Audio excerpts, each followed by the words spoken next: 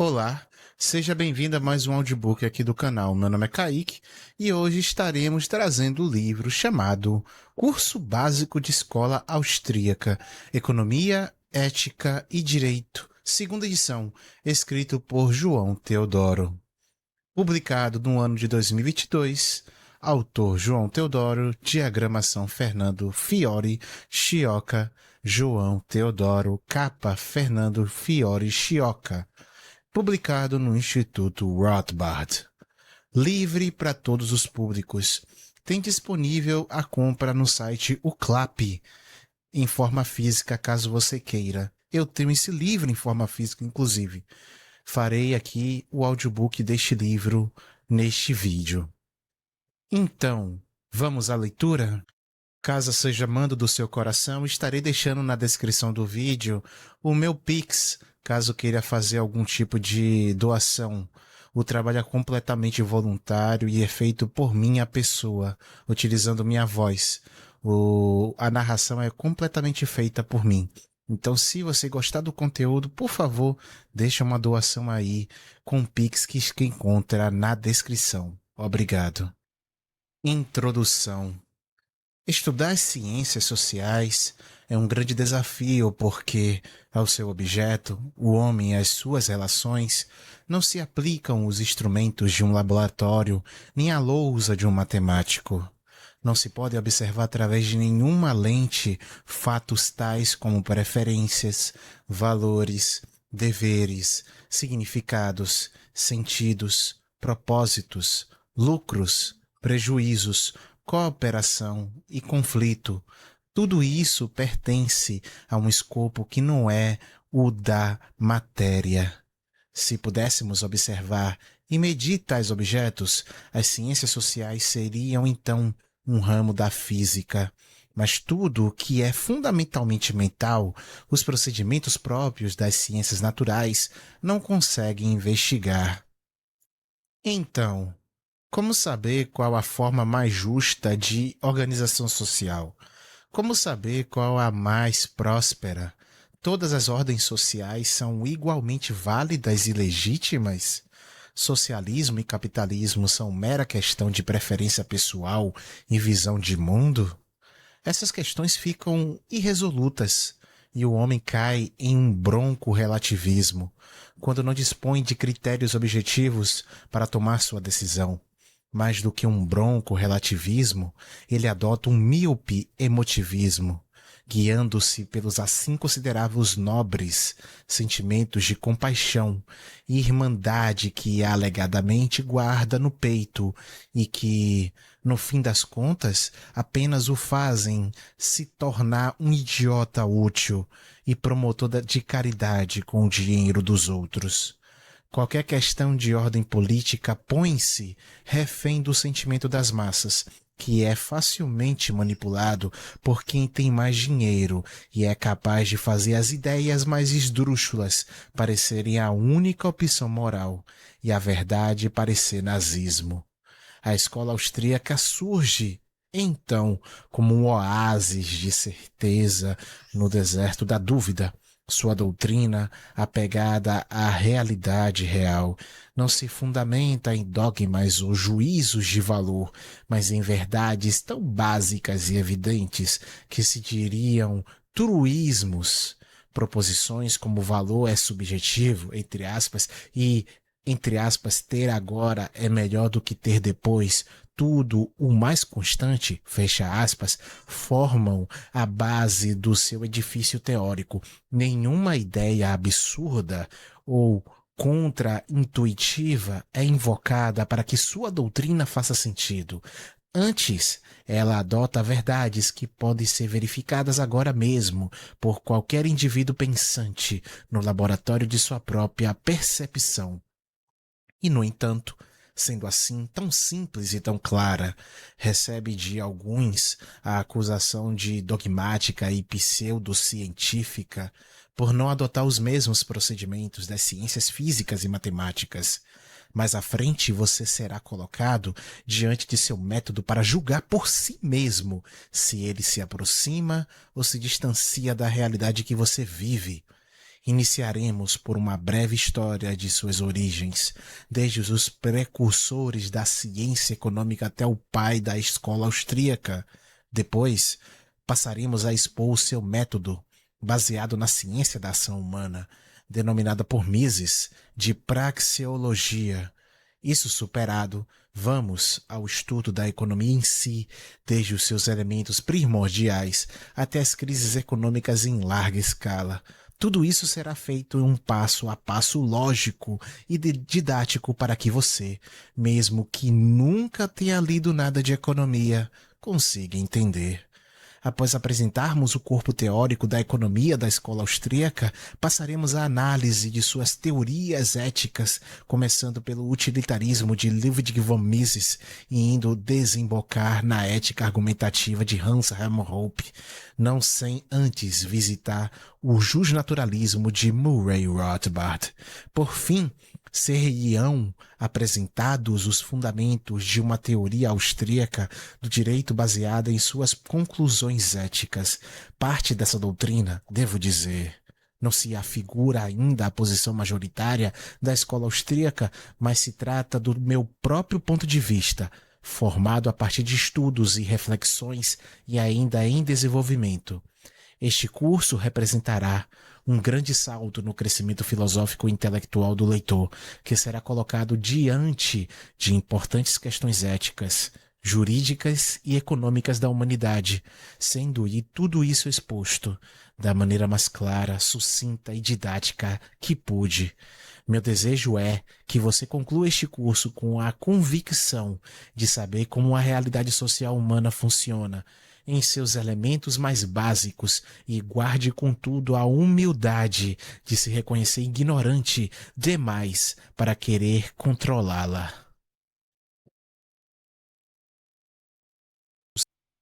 Aula 1. Os precursores da escola austríaca e o surgimento da ciência econômica moderna. Muito embora a escola austríaca tenha começado oficialmente em 1871 com a publicação do livro Princípios de Economia Política de Karl Menger, ela encontra suas raízes profundas na Espanha no século XVI, mais precisamente na chamada Escola de Salamanca, fundada pelo jurista erudito Francisco de Vitória. O século XVI é conhecido como o século de ouro espanhol, em razão da intensa produção artística e intelectual que se deu na Espanha nesse período. Não por acaso, nessa época, a Espanha dominava na conquista e exploração do novo mundo recém-descoberto, enriquecendo-se com o ouro e a prata que extraíam de lá. Esse contexto de poderio militar e econômico teria contribuído para a formação do que ficou conhecido como o auge da cultura espanhola. Desse modo, ao contrário do que normalmente se acredita, os princípios teóricos da economia de mercado não nasceram com os calvinistas e protestantes escoceses, mas sim com os dominicanos e jesuítas da escola de Salamanca. Vamos conhecer agora alguns dos teóricos da Escola de Salamanca e suas respectivas teses, mostrando como elas representam antecipações dos fundamentos doutrinários da Escola Austríaca moderna. Diego Covarrubias e Leiva foi bispo e, durante vários anos, ministro do rei Filipe II. Uma de suas contribuições foi a ideia de que o valor das coisas é subjetivo, ou seja, depende de uma avaliação individual. Ele observou, por exemplo, que o preço do trigo era maior nas Índias do que na Espanha, e isso porque lá o povo valorizava mais esse bem. Muito embora a natureza do trigo fosse a mesma nas duas localidades. Então, ele concluiu naturalmente que, entre aspas, o valor de uma coisa não depende da sua natureza objetiva, mas antes da estimação subjetiva dos homens, mesmo que tal estimação seja insensata, fecha aspas. Com base na tese subjetivista do valor proposta por Covarrubias, Luís Saravia de La Calle, outro escolástico da época, forneceu a correta relação que existe entre preços e custos. Dizia ele que os preços não decorriam dos custos, mas sim o contrário. Os custos é que se formavam a partir dos preços. Ele comenta, entre aspas, os que medem o preço justo de uma coisa, segundo o trabalho, custos e riscos em que incorre quem produz a mercadoria cometem um grave erro. Porque o preço justo nasce da abundância ou falta de mercadorias, de empréstimos e de moeda, e não de os custos, trabalhos e risco. Fecha aspas. A ideia de que o valor de um bem deriva da quantidade de trabalho a ele incorporada foi depois proposta por Adam Smith e David Ricardo e serviu como base para a teoria da exploração marxista, que é sua conclusão lógica e natural. Porque se todo valor advém do trabalho, então aqueles que trabalham é que criam valor, e aqueles que os contratam apenas se aproveitam disso, pagando-lhes apenas uma parte do valor por ele criado ou por eles criados. A outra parte ficaria com o empregador e trata-se do que Karl Marx chamou de mais-valia. Outra contribuição dos escolásticos espanhóis para a moderna teoria econômica foi a ideia de, entre aspas, preferência temporal, fecha aspas, redescoberta pelo jesuíta Martin de Azpilicueta, a partir de um dos discípulos de São Tomás de Aquino, Gilles de Lessines, do século XIII. A ideia de preferência temporal traduz a realidade de que, dadas as mesmas condições, um bem presente vale mais do que o mesmo bem no futuro. Ainda nesse período, Juan de Lugo e Juan de Salas já sabiam que o mercado possuía natureza dinâmica e que, portanto, modelos de equilíbrio não poderiam corresponder à realidade. Juan de Mariana já conhecia os efeitos deletérios da inflação na economia, embora o termo inflação ainda não fosse utilizado na época. Luís de La Calle e Martin de Azpilicueta já criticavam o sistema bancário baseado em reservas fracionárias, para os quais se tratava de um sistema ilegítimo e até pecaminoso. Também Juan de Mariana já tinha ciência da impossibilidade de se organizar a sociedade através da força, por conta do problema da falta de informação, uma vez que os governantes, segundo ele, abre aspas, não conhecem as pessoas, nem os fatos, pelo menos com todas as circunstâncias que os envolvem, de que depende de uma decisão acertada. É forçoso que se caia em muitos e graves erros e que isso cause descontentamento às pessoas e as leve a menosprezar um governo tão cego. Fecha aspas.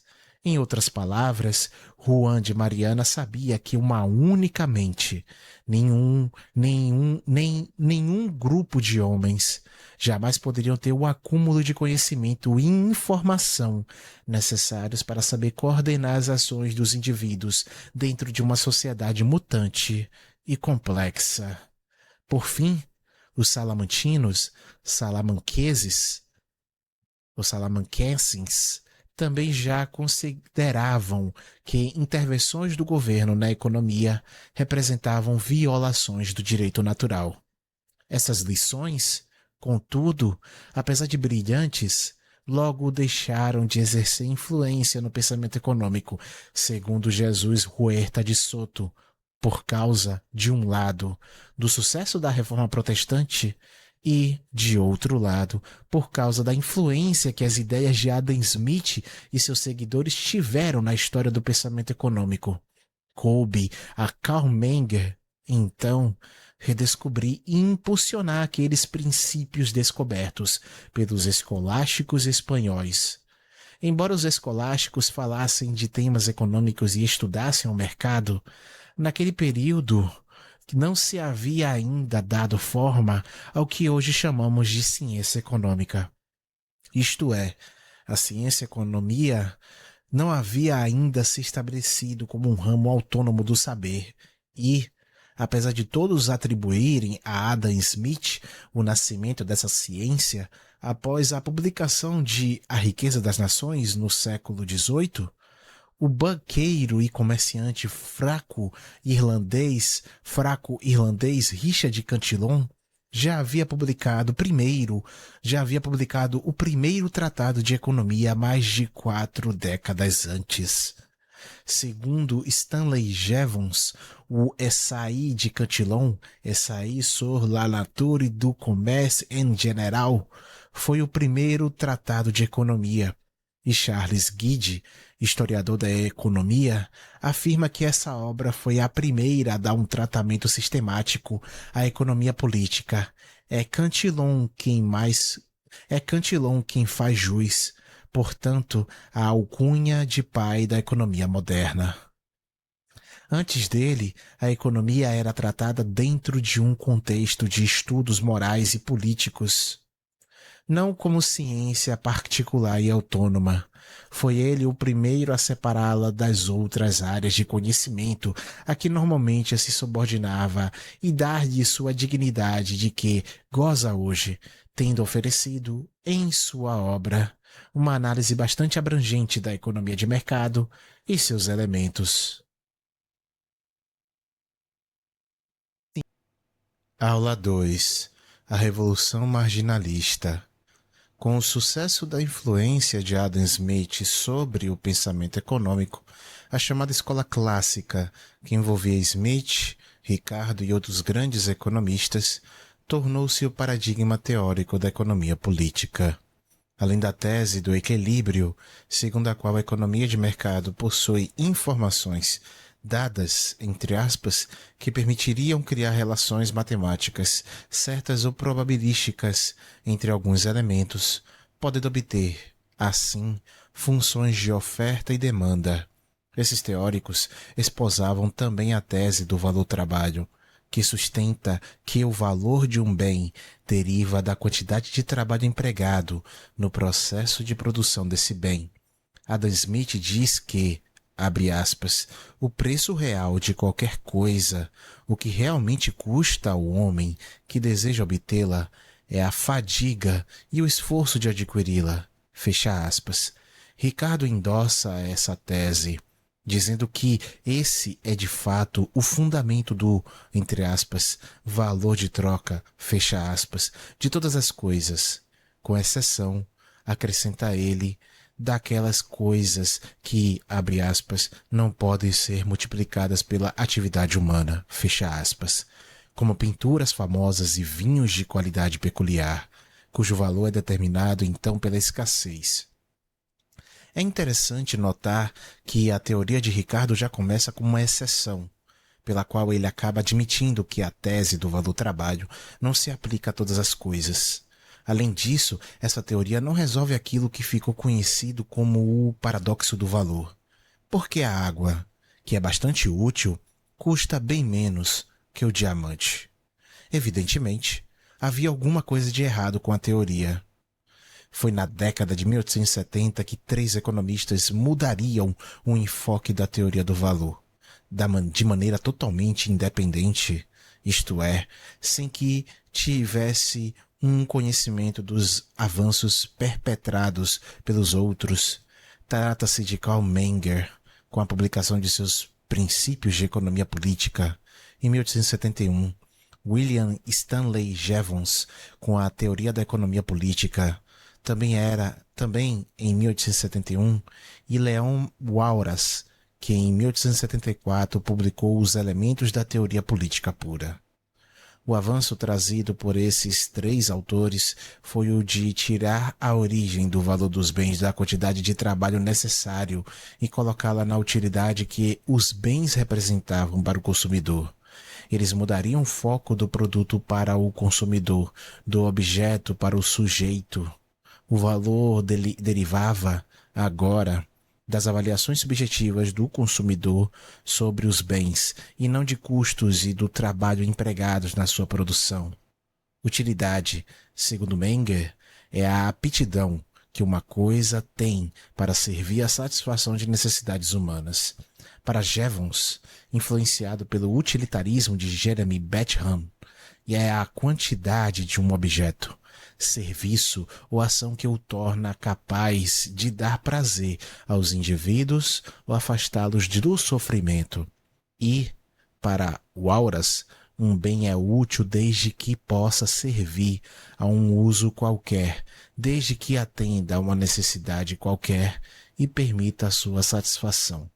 É importante que se diga que, não obstante esses terem sido a tríade a que se atribui a Revolução Marginalista, foi Friedrich von Weiser quem cunhou o termo utilidade marginal.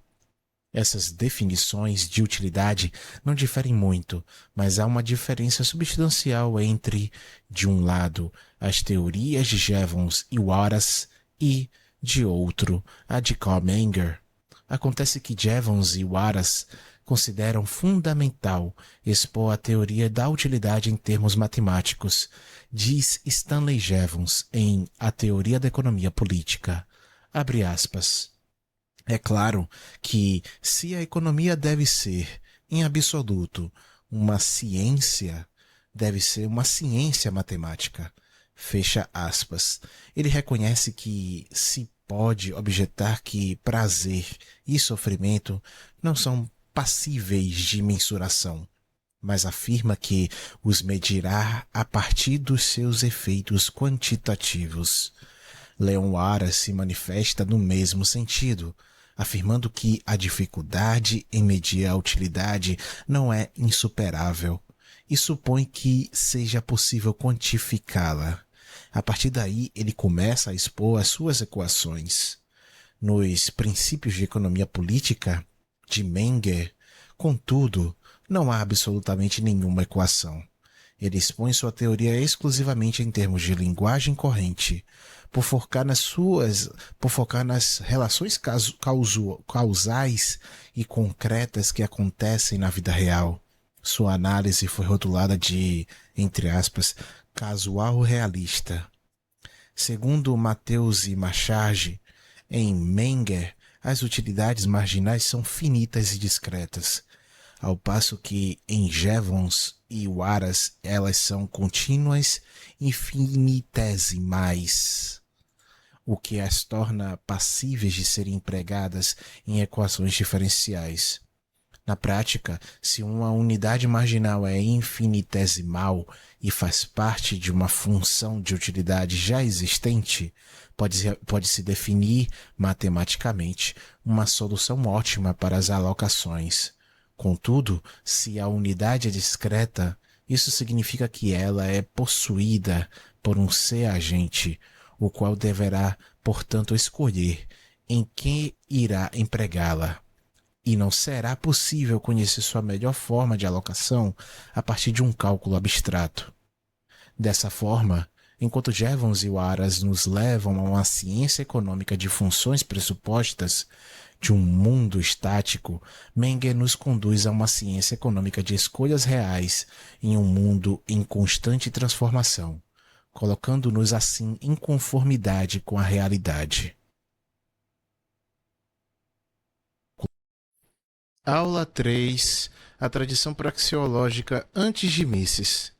Após o nascimento oficial da escola austríaca com Karl Menger, em 1871, ela encontrou novos desenvolvimentos em Eugen von Bayek e Friedrich Weiser, os dois maiores discípulos de Menger.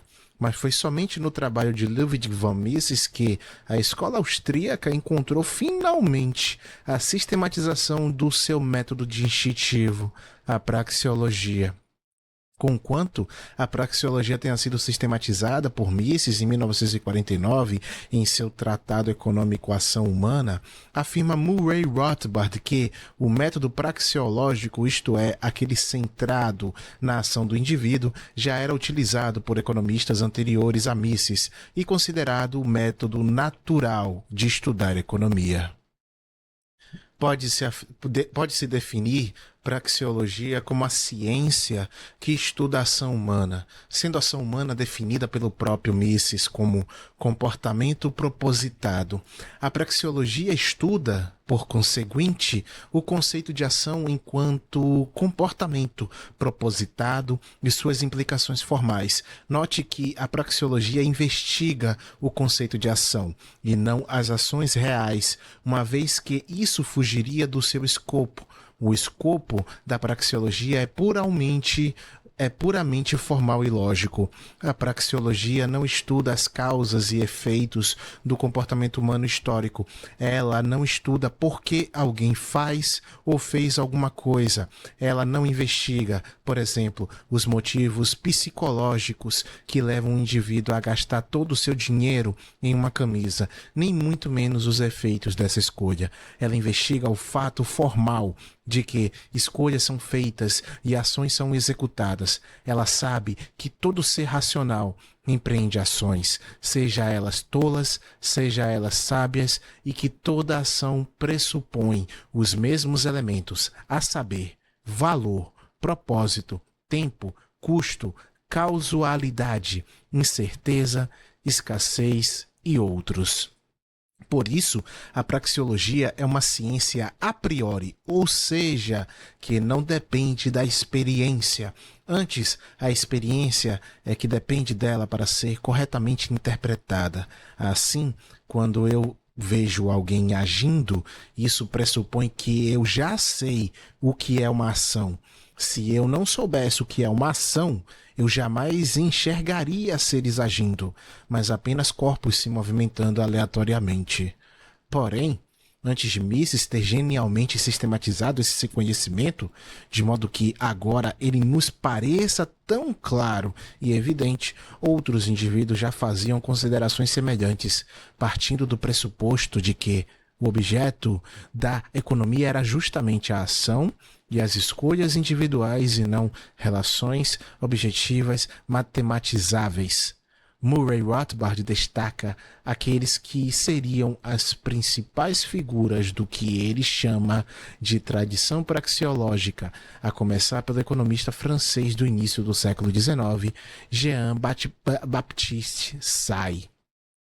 Say, na introdução do seu Tratado de Economia Política, lamenta o fato de que as pessoas são muito inclinadas a supor que só existem verdades absolutas no reino das matemáticas. Ele insiste em que existem fatos gerais nos quais as ciências morais se fundamentam. Tais fatos seriam incontestáveis e obtidos a partir de observações universais. Seriam, então, verdadeiros princípios fundamentais, deduzidos da observação. A partir desses princípios fundamentais, rigorosas deduções seriam feitas e a economia política teria, então, uma base inamovível. Say também aponta que as leis da ciência econômica são estritamente qualitativas e que aplicar à economia o método matemático resultaria numa simplificação exagerada de seus princípios e deturparia a análise da ação humana. Por fim, é igualmente da opinião de Say que a consideração de qualquer evento histórico sob o ponto de vista econômico não deve utilizar métodos matemáticos para explicá-los inteiramente. Mas seus elementos contingentes devem ser levados em conta utilizando-se a capacidade de entendimento que Mises chamou de Verstehen. Verstehen é o método que os seres humanos usam para compreender intuitivamente as relações que há entre os acontecimentos dentro da esfera humana. É através da Verstehen por exemplo, que se pode compreender o que levou aquele indivíduo a gastar todo o seu dinheiro em uma peça de roupa. Tal método, porém, não pertence estritamente ao escopo da ciência praxeológica, embora seja inerente à atividade humana. Say nos legou importantes observações acerca da questão metodológica em economia, mas os primeiros economistas a dedicarem, de maneira consciente e específica, atenção ao problema metodológico foram os economistas britânicos de meados do século XIX, John Keynes, Nassau Senior e John Stuart Mill. Desses três, Rothbard acredita que John Keynes e Nassau Senior podem ser considerados como protopraxeologistas. Keynes concorda com John Stuart Mill em que experimentos controlados são impossíveis no campo das ciências sociais. Contudo, acrescenta que estas possuem uma enorme vantagem em relação às ciências físicas, enquanto nas ciências físicas os princípios devem ser aprendidos de dados extraídos do mundo externo. Nas ciências sociais, os princípios já se encontram presentes na nossa própria consciência. Não se pode ter, por exemplo, uma experiência direta, em primeira pessoa, que demonstre a validade das leis da gravitação e do movimento. Em contraste, diz Keynes, o economista já começa com um conhecimento das causas primeiras. Ele se encontra, já no início da sua empreitada, na posição que o físico somente atinge após eras de laboriosa pesquisa. Em vez de necessitar de processos indutivos para descobrir as causas por trás dos fenômenos econômicos, basta que o economista olhe para si mesmo e perceba que, em todo empreendido, o indivíduo parte de um desejo, em busca de um propósito, e sabe que tomará o caminho mais curto do que tiver conhecimento para atingir o fim almejado. Dessa forma, ao passo que o físico procede por experimentos de laboratório, o economista procede por experimentos mentais, também chamado de esse nome. Keynes também rejeita a utilização de métodos matemáticos na economia. É evidente, diz ele, que a disposição das pessoas em sacrificar um tipo de gratificação por outro, sacrificar a vaidade por conforto ou a decência pela fome, não é suscetível de precisa mensuração. Para ele, a ciência econômica trataria de estados mentais, os quais não são passíveis de serem expressos em formas quantitativas e exatas. Nassau Senior, que teria sido, segundo Rothbard, o praxeologista mais importante da época, pensava no mesmo sentido. Antes dele, economistas clássicos como John Stuart Mill teriam proposto que a economia era uma ciência meramente hipotética e aproximada e que o homem agiria apenas em direção ao aumento da sua riqueza material. Nassau Senior, porém, ampliou esse escopo acrescentando a busca por riqueza imaterial e satisfação, o que para Rothbard é um princípio apodítico e verdadeiro, baseado na natureza teológica da ação humana. Assim como Keynes, Nassau Senior também distingue as ciências físicas da economia e outras ciências mentais, levando em conta que aquelas tiram suas conclusões a partir de observações e hipóteses, ao passo que estas delineiam suas premissas fundamentalmente a partir da consciência. Rothbard finaliza a sua exposição acerca da tradição praxeológica rememorando o interessante, porém negligenciado, debate metodológico que se deu entre Vilfredo Pareto e o filósofo Benedetto Croce no começo do século XX, o qual, segundo Rothbard, tinha uma altamente desenvolvida posição praxeológica. Croce inicia o debate e censurando Pareto por ter escrito que a teoria econômica seria uma espécie de mecânica. Isso estaria errado, porque em mecânica um fato é um mero fato, impassível de julgamento. Já em economia, os fatos podem ser avaliados moralmente, conforme juízos de aprovação ou desaprovação. Isso acontece porque o objeto de estudo da economia não são coisas físicas, mas as ações dos homens, as quais derivam de escolhas conscientes.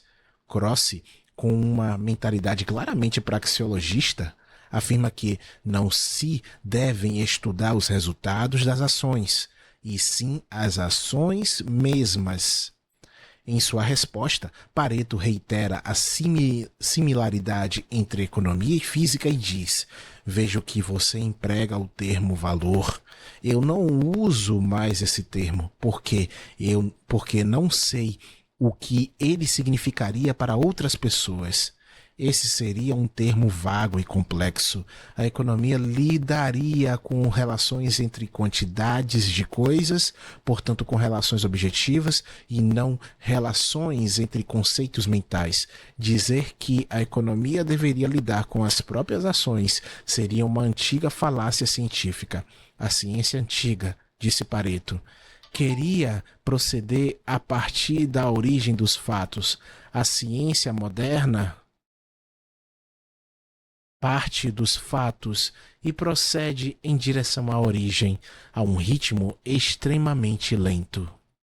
Benedetto Croce treplica dizendo que a posição de Pareto, circunscrevendo a economia a quantidades mensuráveis, é arbitrária, pois o que fazer então com aquelas situações econômicas onde não se pode aplicar nenhuma mensuração?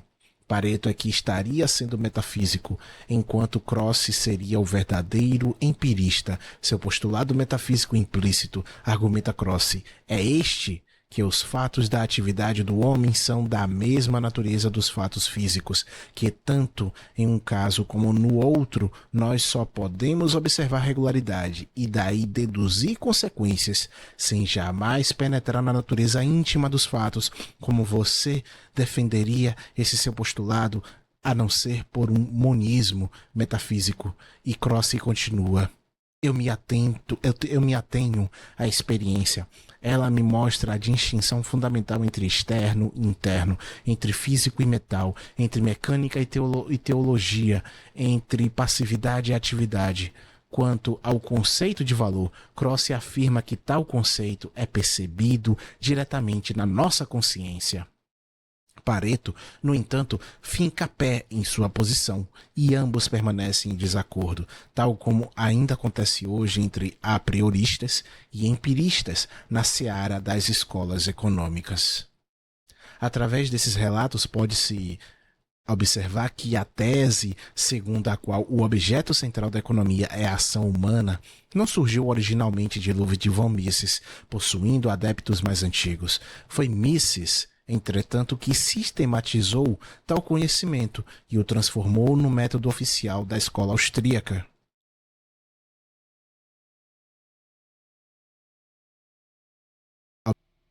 Aula 4. As influências filosóficas da escola austríaca.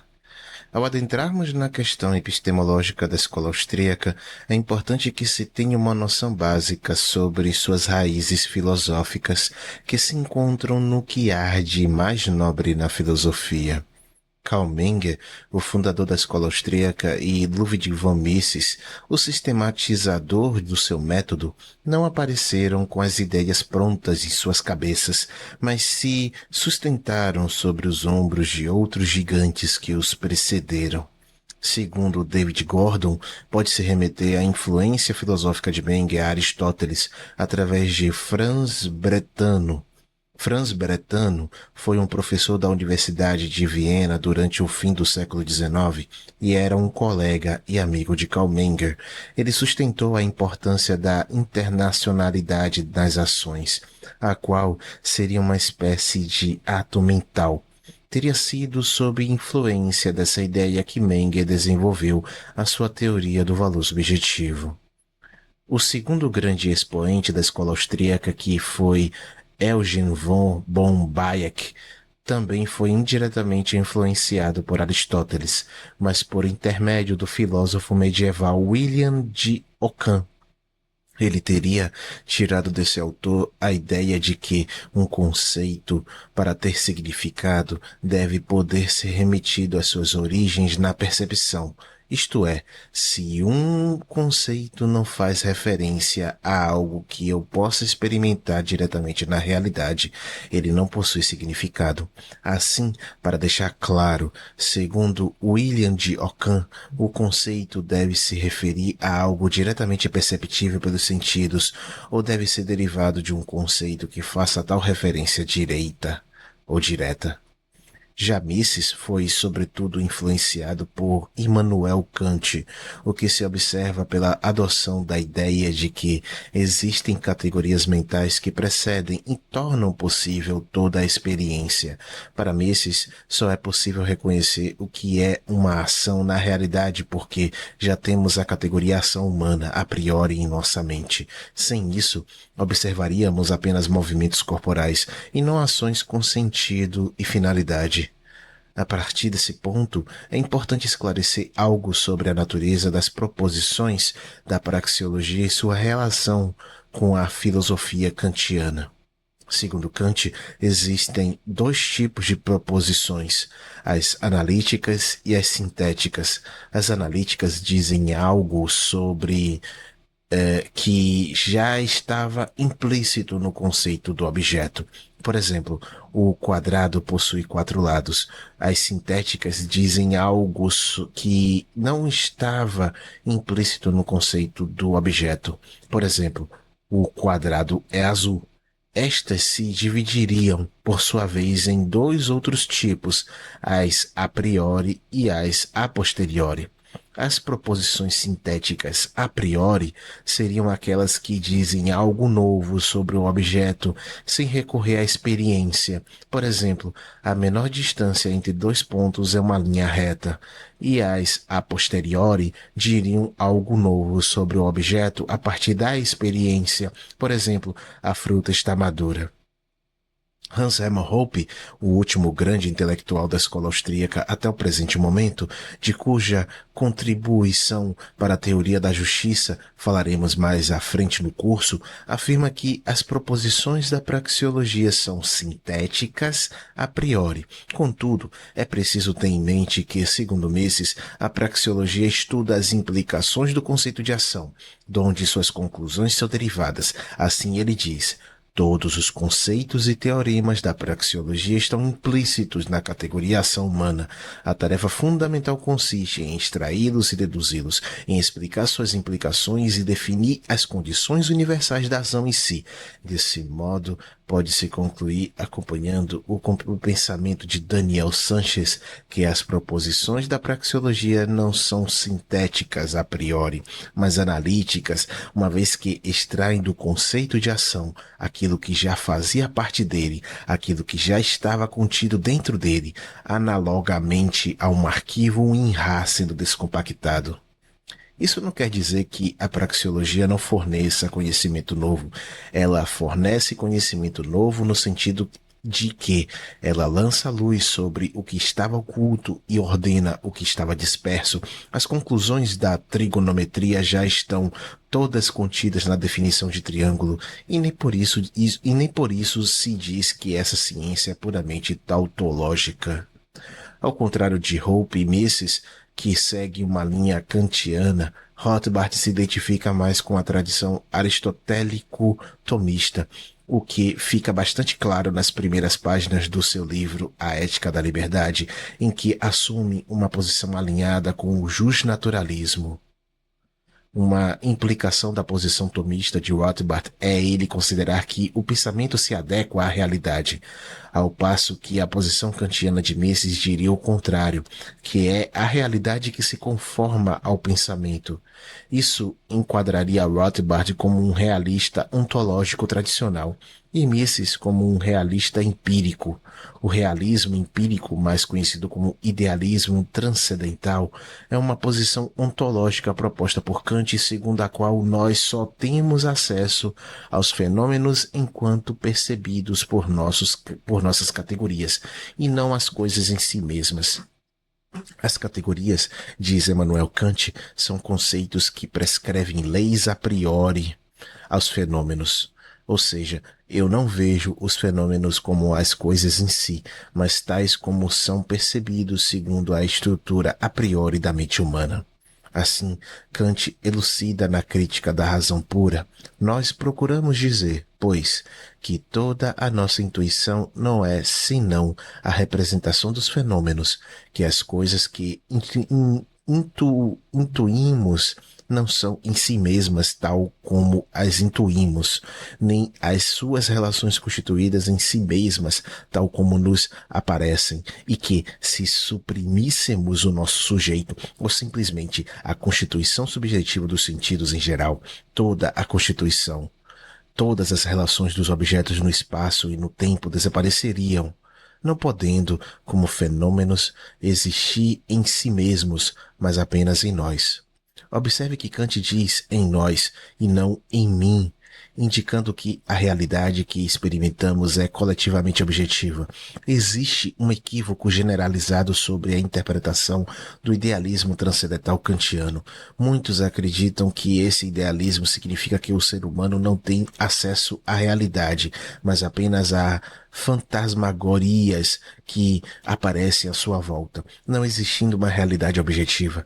De acordo com Hobbes, porém, a Kant deve ser interpretado como um realista, embora não do mesmo tipo que Aristóteles. Na verdade, não é que não tenhamos acesso à realidade. Acontece que só temos acesso a ela através das categorias a priori da sensibilidade e do entendimento, as quais vêm incrustadas na nossa mente, sem as quais não seríamos capazes de ter nenhuma experiência. Dado isso, e uma vez que as categorias são iguais para todo mundo, tem-se que a realidade é objetiva. Assim, apesar dessa divergência ontológica, tanto Rothbard quanto Mises e Hope admitem que existe uma realidade objetiva que serve como um pano de fundo de todas as relações. Essas divergências filosóficas não foram empecilho para que existisse entre eles unanimidade sobre o caráter a priorístico da ciência econômica. Em síntese, podemos dizer que a escola austríaca encontra suas raízes filosóficas em Kant, Tomás de Aquino e principalmente Aristóteles. Aula 5. O apriorismo austríaco e os argumentos contra o empirismo. Adentraremos agora na arena do debate epistemológico e verifiquemos por que a escola austríaca prevalece diante das demais escolas. A epistemologia é o ramo da filosofia que estuda o conhecimento e seus problemas. Ela estuda, por exemplo, quais seriam os limites do saber, o que é verdade, como validar um conhecimento, etc. Assim, antes de apresentarmos as conclusões econômicas da escola austríaca, é preciso que mostremos como ela chegou a essas conclusões. Dado que a economia é uma ciência, ela possui seu objeto e seu método de estudar esse objeto. Descobrir o método adequado para estudar um objeto é fundamental para o sucesso de uma ciência. Da mesma forma que não se toma sopa com garfo, também não se deve utilizar qualquer abordagem diante de um objeto específico. O método deve respeitar a natureza do objeto. Segundo a escola austríaca, o objeto da ciência econômica são as ações humanas, no sentido que Mises deu a esse termo, ou seja, são os comportamentos propositados dos indivíduos. Uma vez que o objeto da economia são as ações humanas, seu método não pode ser empírico, porque ações humanas não são observadas na realidade, como já dissemos. Nós observamos apenas movimentos corporais no espaço e no tempo, mas nunca escolhas, preferências, desejos, etc. Quando observamos um indivíduo correndo na praia, os nossos 5 sentidos nos mostram somente isso. Pela visão, vislumbramos o mar e o corredor se exercitando sob o sol. Pela audição, ouvimos o barulho do ambiente e os passos do homem na areia. Pelo olfato, sentimos o cheiro da maresia. Pelo paladar, talvez o sabor de uma água de coco. E pelo tato, sentimos a temperatura e a umidade do ambiente e o afago do vento vindo do oceano. Por nenhum desses sentidos captamos o propósito, o valor, o custo e o lucro da ação executada pelo indivíduo que está correndo. Em resumo, nós não captamos o fato de que ele está agindo. Esse fato é apenas pressuposto por nós, a partir da nossa própria experiência interna de saber o que é uma ação. Pelo fato de ações não poderem ser observadas na realidade por meio dos 5 sentidos, mas apenas pressupostas na consciência, a ciência econômica não pode ser uma ciência experimental, ou seja, ela deve rejeitar o empirismo. Segundo o empirismo, somente o conhecimento obtido por meio dos 5 sentidos, por meio da experiência, é que seria válido. Se eu não posso verificar experimentalmente a minha afirmação, logo ela não serviria como hipótese científica. Porém, embora o empirismo faça sentido nas ciências naturais, ele não poderia se aplicar na teoria econômica. Em primeiro lugar, não seria possível fazer experimentos controlados no campo das ciências sociais, porque jamais poderíamos isolar as variáveis, se é que conheceríamos todas as variáveis, e muito menos repetir a experiência em outro momento sob as mesmas condições. A sociedade humana é como uma geleia em constante mutação, que escorre pelos dedos do cientista assim que ele tenta agarrá-la. Em segundo lugar, mesmo que quiséssemos testar empiricamente as teses da economia, nós já iríamos começar os experimentos pressupondo essas mesmas teses, de maneira que não iríamos provar nada, mas apenas observá-las na realidade. Por exemplo, não faz sentido verificar na realidade se a menor distância entre 2 pontos é uma linha reta, porque todo o experimento já partiria desse pressuposto, visto que o ser humano não conseguiria nem sequer conceber uma possibilidade diferente dessa. Além disso, caso o experimento verificasse que a menor distância entre 2 pontos não fosse uma linha reta, todos diriam que o experimento foi feito de maneira errada. Da mesma forma, como iríamos testar na realidade a ideia de que toda ação possui um propósito? Você consegue imaginar uma ação não propositada? O próprio conceito de ação humana pressupõe o de propósito. Movimentos corporais involuntários não se enquadram nesse contexto.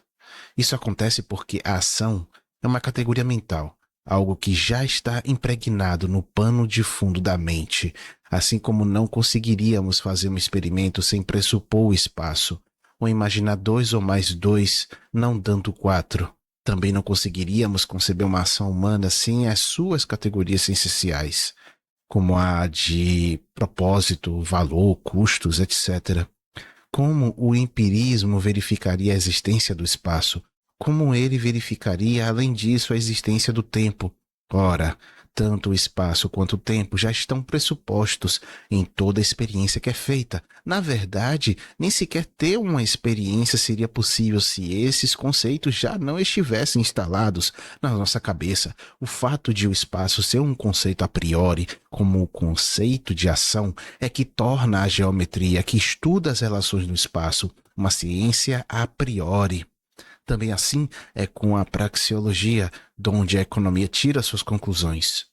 Para utilizar uma analogia ousada, porém bastante ilustrativa, podemos dizer que nossa mente é como um sistema operacional de leitura da realidade. Toda a nossa realidade é construída com base nesse sistema, no qual já estão instalados determinados programas que tornam essa realidade possível. Tais programas são as categorias a priori do entendimento e da sensibilidade, tais como o espaço, o tempo, a casualidade e a ação.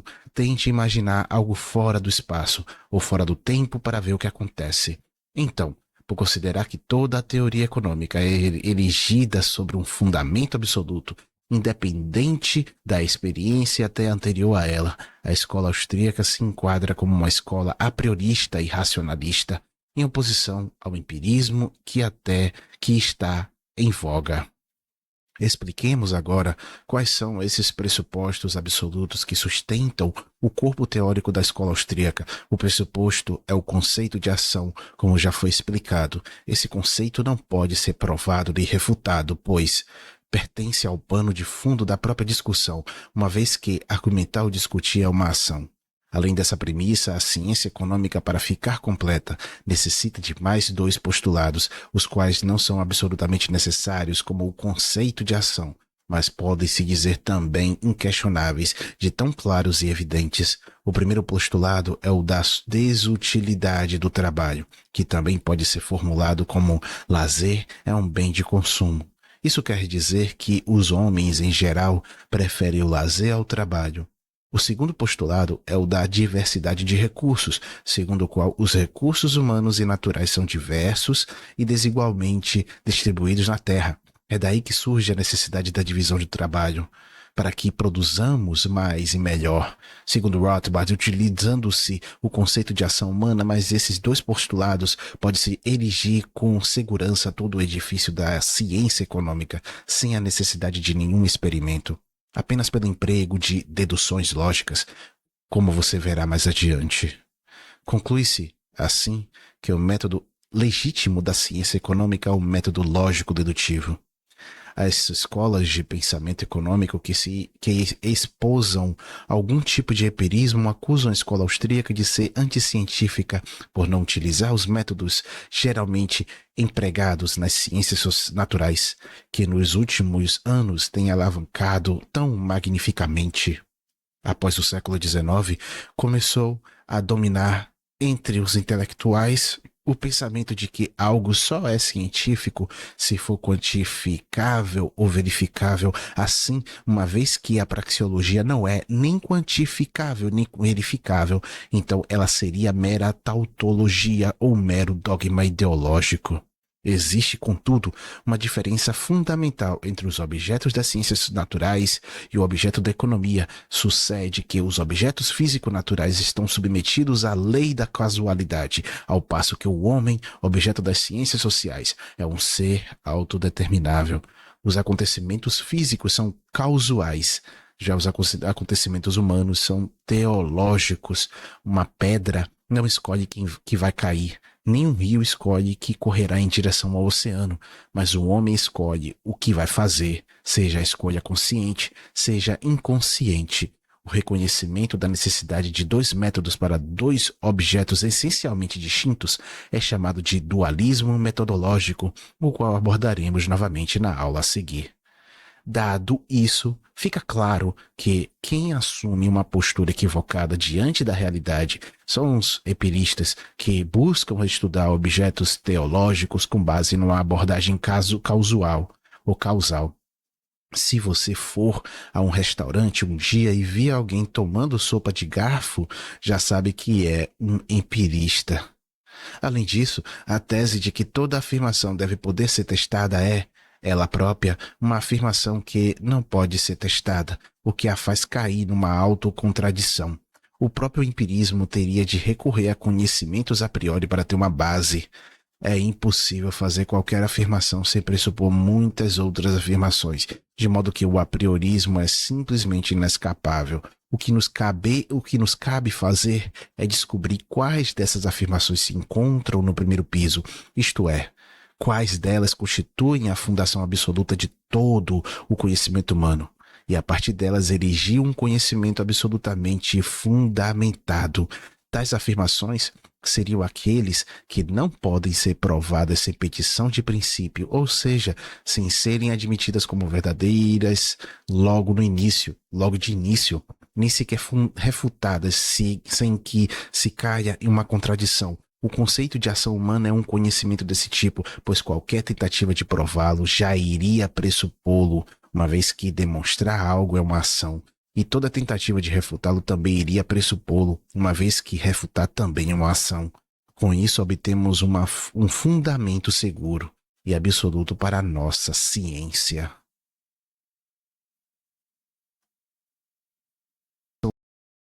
Aula 6. O dualismo e o individualismo metodológicos. Na filosofia, existe uma antiga e famosa discussão sobre a natureza da realidade que nos oferece a seguinte pergunta: será que a realidade é formada por uma só coisa ou por mais de uma coisa? Isto é, será que a realidade possui uma só substância que tudo compõe ou será que existe mais de uma substância? Descartes propôs que existiam duas substâncias, uma responsável por formar a matéria física e outra responsável por formar a mente. Ele chegou a essa conclusão porque não conseguia enxergar um vínculo que ligasse essas duas coisas. Não se pode realmente reduzir a mente a fenômenos físicos, nem os fenômenos físicos à mente. Ambos parecem coisas de naturezas essencialmente distintas.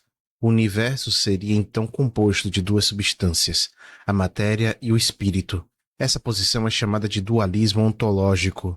A ontologia, para quem não sabe, é o estudo do ser, isto é, da realidade enquanto tal. Ela se opõe à gnosiologia, que é o estudo das condições subjetivas do conhecimento, ou seja, do sujeito enquanto observador da realidade. A posição dualista, no entanto, não sobrevive a uma análise mais profunda. Se houvesse duas substâncias a formar o universo, irredutíveis uma à outra, como elas iriam interagir entre si? Sabemos por experiência direta que a mente afeta o corpo e vice-versa. Se quiser, pode fazer o teste aí mesmo. Pense em uma cena erótica e observe o que acontece no seu corpo. Ele não sofre alguma alteração? Agora faça no sentido inverso. Estando com a mente calma, faça movimentos corporais de ira e observe se seus pensamentos não mudam também. Desse modo, para ver essa comunicação entre essas duas substâncias, teria de haver uma ponte entre elas. Essa ponte, evidentemente, não poderia ser igual à primeira substância nem igual à segunda, pois assim o mesmo problema da incomunicabilidade persistiria. Se, porém, a ponte é de uma outra natureza ainda, ao invés de resolver o problema, nós o aumentamos, criando uma terceira substância. A única forma de solucionar essa questão de vez é considerando que só existe uma única substância primordial, o que nos leva ao monismo ontológico. Mas essa compreensão não resolve todos os nossos problemas, pois a mente e a matéria continuam sendo, para nós, irredutíveis uma à outra. Nós não conseguimos estudar a matéria usando conceitos mentais, nem muito menos os fenômenos da mente, utilizando os termos da física e da química. Para o entendimento humano, os fenômenos físicos são de natureza essencialmente distinta da dos fenômenos mentais. Você não consegue explicar o processo de criação de uma lei, por exemplo, em termos físicos naturais. O próprio conceito de lei não é algo que se pode observar no mundo físico.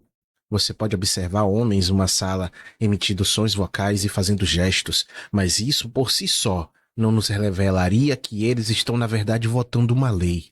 Do mesmo modo, você não poderia explicar satisfatoriamente o processo de formação de uma chuva, por exemplo, usando as categorias da ação. Isso seria tão absurdo quanto dizer que a chuva cai porque quer.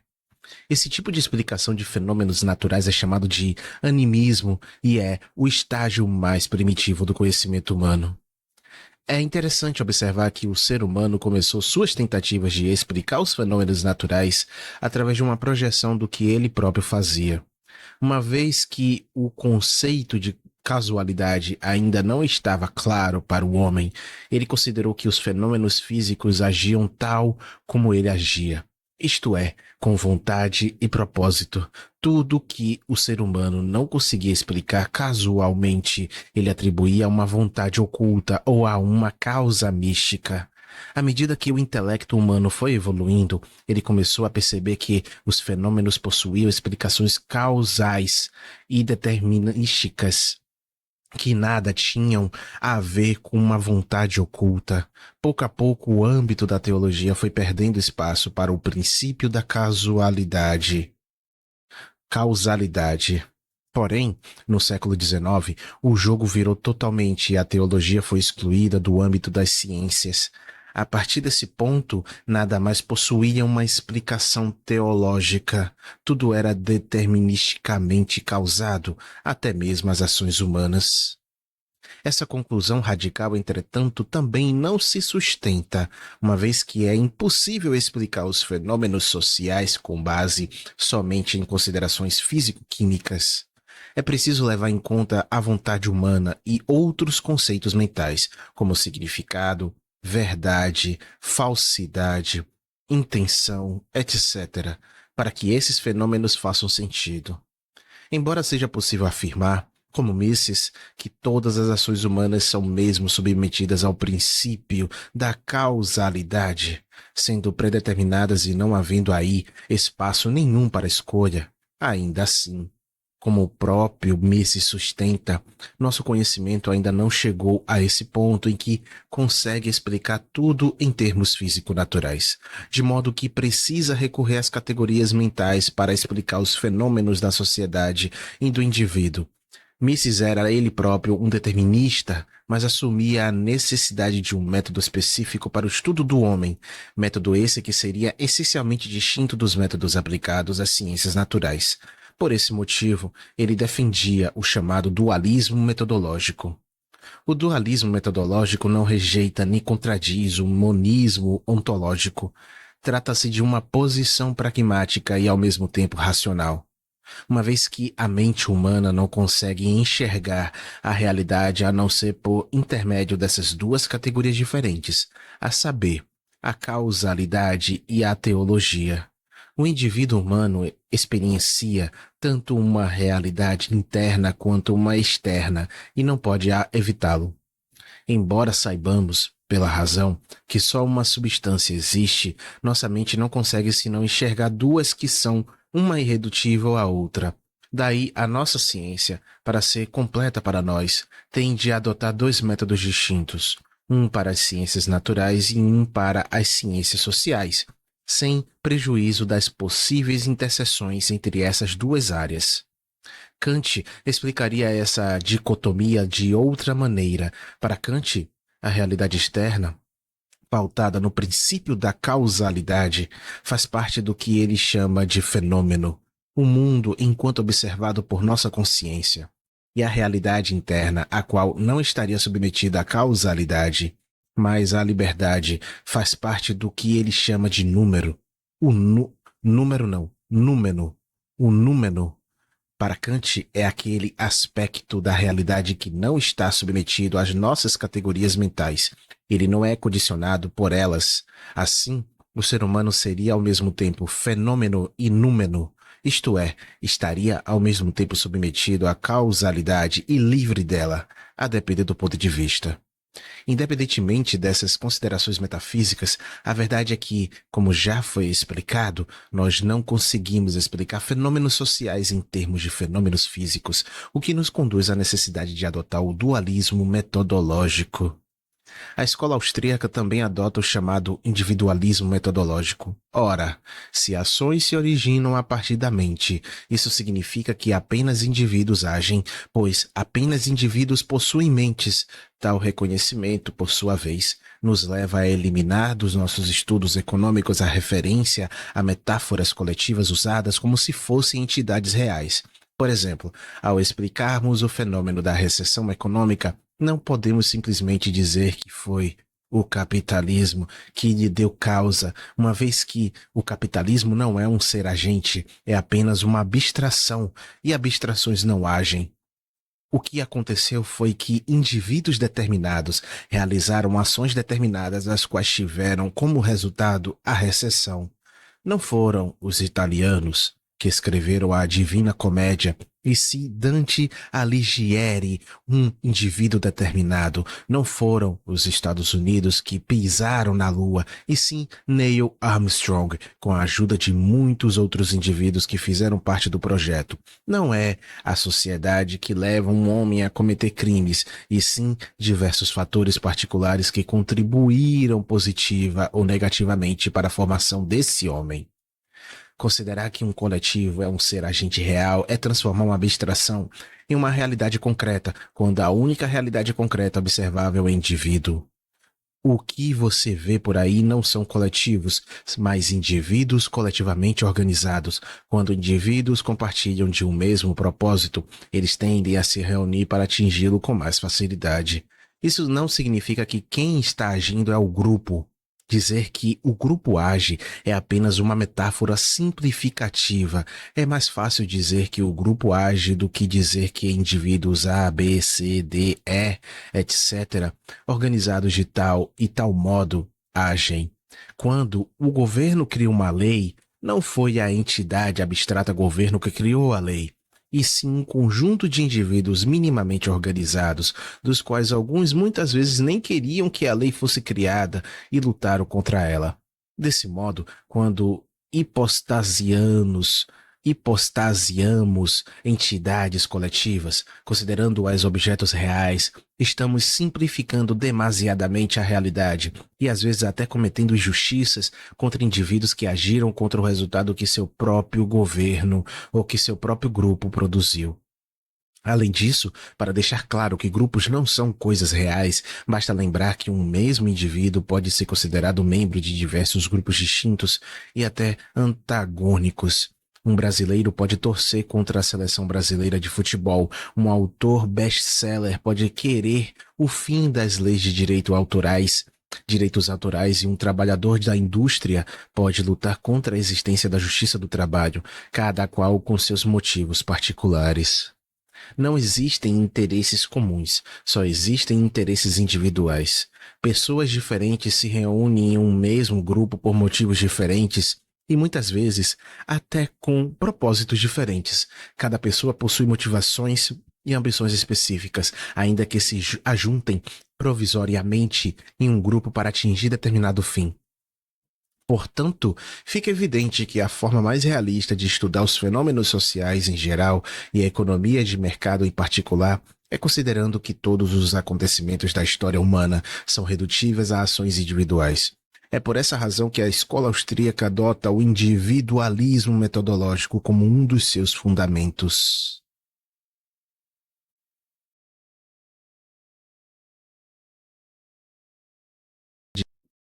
A praxeologia e suas primeiras implicações. Como expliquei numa aula anterior, praxeologia é a ciência que estuda as implicações formais do conceito de ação humana, a qual se define como um comportamento propositado. É importante deixar claro que praxeologia não tem nada a ver com psicologia. Uma estuda os elementos a priori da ação e suas implicações lógicas, a outra investiga a posteriorias, causas e motivações subjetivas do comportamento humano. Assim, se colocarmos ambas as ciências diante de um mesmo problema, teremos duas respostas completamente distintas. Por exemplo, digamos que um jovem estuda dedicadamente todos os dias. Então, indagamos a praxeologia por que ele o faz. A praxeologia nos responderá sumariamente que ele o faz para atingir um fim almejado. Já a psicologia, caso lhe façamos a mesma pergunta, responderá que o jovem estuda para obter a aprovação dos pais, ou para se afirmar diante da sociedade, ou por mera sede de conhecimento, e coisas assim.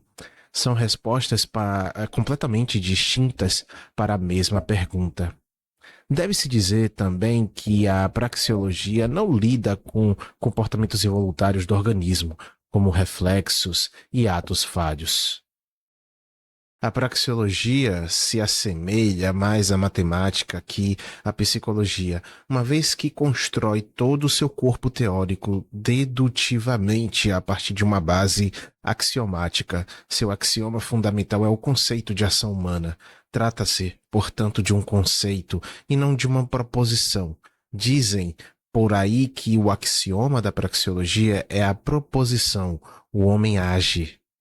Isso não está correto, pois a palavra homem nessa proposição está significando agente, de modo que ela não diz mais que o agente age, uma tautologia que já pressupõe como dado o conceito de ação. Assim, o axioma da praxeologia é justamente esse conceito, a partir do qual extraímos todo o edifício teórico dessa ciência.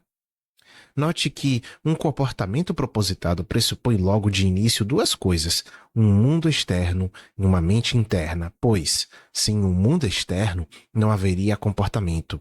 E sem uma mente, esse comportamento não seria propositado. A ação, portanto, envolve sempre os dois aspectos do ser: o externo e o interno, o físico e o mental, o objetivo e o subjetivo. Toda ação é feita por um indivíduo, isto é, um ser que possui uma mente, utilizando meios do mundo real para atingir um fim subjetivo.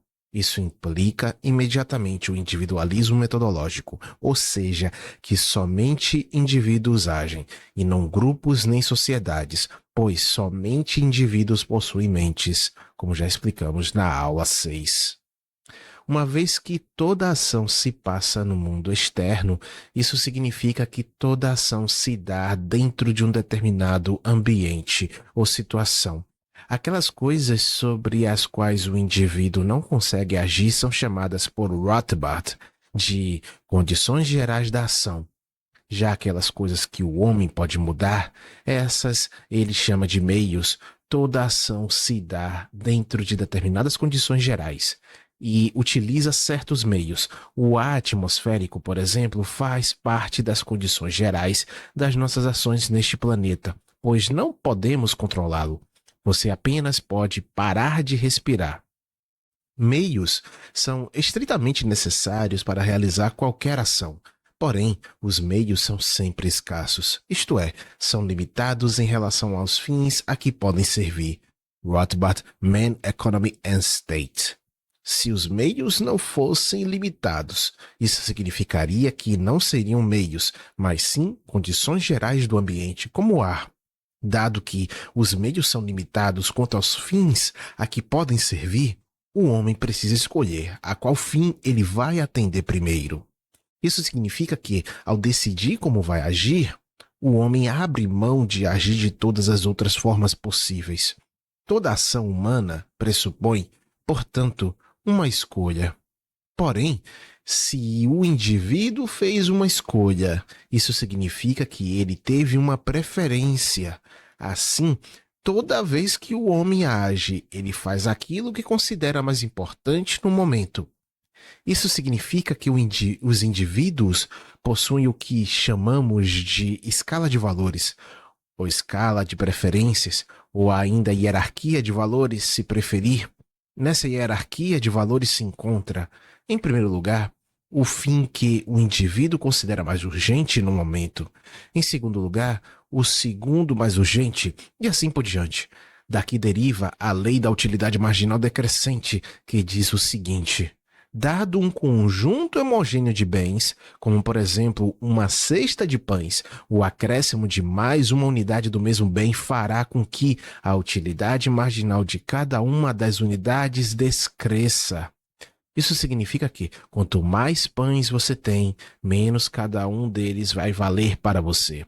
Se você só tivesse um pão, ele talvez valeria muito mais. Ou talvez ele valeria muito, pois serviria para matar sua fome. Já se tivesse dois, cada um valeria um pouco menos, porque com um você mataria a sua fome e com o outro você faria umas torradas. Desse modo, se você tiver 2 pães, isso significa que, ao abrir mão de um deles, você estaria abrindo mão de fazer as torradas e não abrindo mão de comer. Ou seja, você abria mão de realizar o fim menos importante para você. A lei da utilidade marginal decrescente diz que, dada uma certa quantidade de um bem, o acréscimo de mais um desse bem ao mesmo conjunto fará com que o valor de cada um deles individualmente diminua.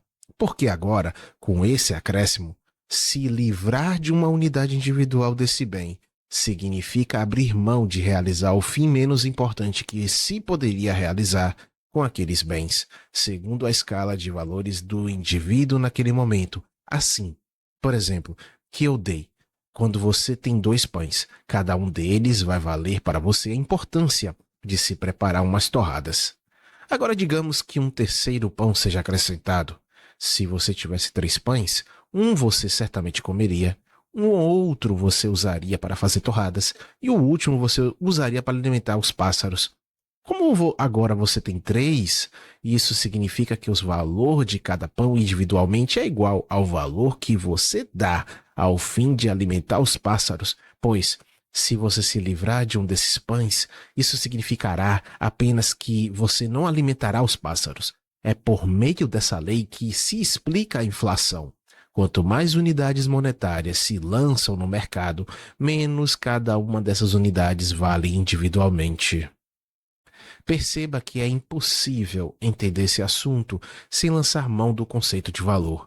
Segundo Karl Menger, o valor de um bem é igual à importância atribuída ao fim que se espera obter com esse bem. Porém, o termo valor em si não possui uma definição, já que se trata de um conceito fundamental. Aristóteles nos deu a fórmula perfeita para definir qualquer coisa.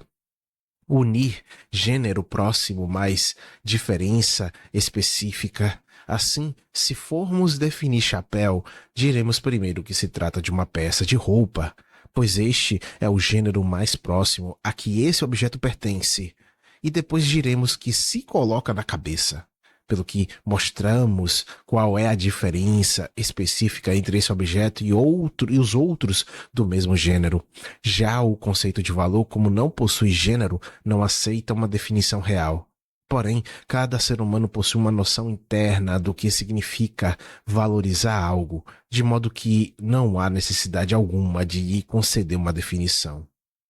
Deve-se mencionar também que nem toda ação é ativa. Em direito, distingue-se ato comissivo de ato omissivo. O primeiro é a ação ativa, que envolve movimentos em direção ao que se quer, e o segundo é uma ação passiva, que envolve um não fazer. Ir à padaria, abrir uma lata de refrigerante e escrever um livro são atos comissivos. Não salvar alguém que está se afogando, deixar de mandar um e-mail intencionalmente ou não pentear o cabelo para que fique bagunçado são atos omissivos. Ambas as espécies de ações envolvem uma escolha e intenção, com a diferença que em uma há um fazer e na outra há um não fazer. Outro fato importante sobre a ação é que ela envolve necessariamente uma incerteza sobre o futuro. Agir pressupõe uma vontade de modificar o ambiente. Isso significa que nos julgamos no poder de modificá-lo, de criar um curso específico de eventos, se acreditássemos que o curso dos eventos fosse pré-estabelecido e inalterável. Então nenhuma ação tomaria lugar. Quando o indivíduo age, ele parte do princípio de que sua ação pode modificar a realidade, ou seja, de que a realidade não é fixa e pré-determinada. Para todo ser agente, o futuro é incerto, por isso ele emprega suas energias em conformá-lo a seu favor. Some-se a isso o fato de que o homem não pode prever todos os eventos da natureza e nem muito menos as ações e reações das outras pessoas. Por esse motivo, toda ação envolve especulações sobre eventos futuros com base no julgamento do indivíduo. Como o julgamento pode ser equivocado, sempre existe uma possibilidade de se cometerem erros. O erro significa que os meios utilizados para atingir um fim eram inapropriados ou foram inapropriadamente usados. Desse modo, para resumir o que até agora foi dito, pode-se dizer que a ação é um fazer ou não fazer intencional, que se utiliza de meios escassos para atingir os fins que o indivíduo agente mais valoriza no momento específico da ação. Ele usa sua capacidade de julgamento acerca de realidade e especula sobre os resultados que espera obter, podendo assim alcançar o fim desejado ou falhar em seu intento, já que não possui certeza sobre o futuro. Essas são as primeiras implicações que se podem extrair do conceito de ação humana, mas ainda há outras implicações importantes que serão abordadas na aula seguinte. Aula 8. Praxeologia. Implicações ulteriores. Na aula anterior, vimos que toda ação requer o uso de meios para atingir fins. Em economia, chamamos tais meios de bens, os quais se subdividem em duas categorias: bens de consumo, ou bens de primeira ordem, e bens de produção, ou bens de ordem superiores. Os bens de consumo ou de primeira ordem são aqueles que servem para atender a fins imediatos, como um pão que você usa para comer, ou um caderno que você usa para anotar ideias. Já os bens de produção ou de ordens superiores são aqueles que nos valem apenas como intermediários para os fins que realmente almejamos, como fábricas e insumos. A categoria a que um determinado bem pertence dependerá de como o utilizarmos. Se pegarmos um pão para comer, ele terá sido utilizado como um bem de consumo. Se, porém, o utilizarmos para fazer torradas, então ele terá sido usado como um bem de produção. Da mesma forma como o caderno, se ele for usado para se tomarem notas dele, será assim um bem de consumo. Se o for para nele se escrever um romance, desse modo ele se torna um bem de produção. Segundo Rothbard, o processo necessário envolvido em qualquer ação se chama produção, que é o uso pelo homem dos elementos disponíveis em seu ambiente como meios indiretos para se obter um bem de consumo, que esse sim será usado como um meio direto para satisfazer o desejo ou necessidade de um indivíduo. É interessante observar que existe nesse processo, uma série de fatores constantes, isto é, que são encontrados em todos os processos de produção. O tempo, por exemplo, é um desses fatores, como também o trabalho e a terra, entendida como recursos da natureza. Assim, em todo o processo produtivo, sempre será necessário o uso de tempo, de trabalho e de terra. Quando o fator de produção é encontrado na natureza, ele é chamado de fator original de produção. Quando, todavia, ele é fabricado para então ser utilizado na produção de um bem, ele será chamado de bem de capital. Bens de capital são aqueles fatores de produção que não foram encontrados diretamente na natureza, mas sim produzidos pelo ser humano e utilizados na produção de outros bens. Porém, há ainda outro fator de produção que é indispensável em qualquer processo produtivo. Trata-se do que Rothbard chama de ideia tecnológica ou simplesmente receita. Uma ação não envolve apenas o uso de meios, mas também a ideia de como os meios devem ser usados. Assim, para fazer um bolo, você precisa tanto dos ingredientes quanto do modo de preparo. Toda ação pressupõe, portanto, o uso de uma teoria, seja essa teoria cientificamente elaborada, seja apenas uma vaga ideia de como fazer as coisas. É justamente por esse motivo que não faz sentido negligenciar a teoria em nome da prática, já que toda prática pressupõe uma teoria, ainda que de maneira inconsciente e não cientificamente elaborada. A diferença entre a receita e os outros fatores de produção é que a receita, uma vez aprendida, não precisa mais ser criada, tornando-se um recurso ilimitado. Uma receita pode ser reproduzida infinitas vezes sem se perder. Desse modo, ela não precisa mais ser economizada e se torna, portanto, uma condição geral da ação. Deve-se deixar claro que nem todo o bem é material. Coisas imateriais como amizade e influência, se forem usadas em uma ação, também deverão ser consideradas como bens econômicos. Econômico, dirá Rothbard, de maneira nenhuma é equivalente a material.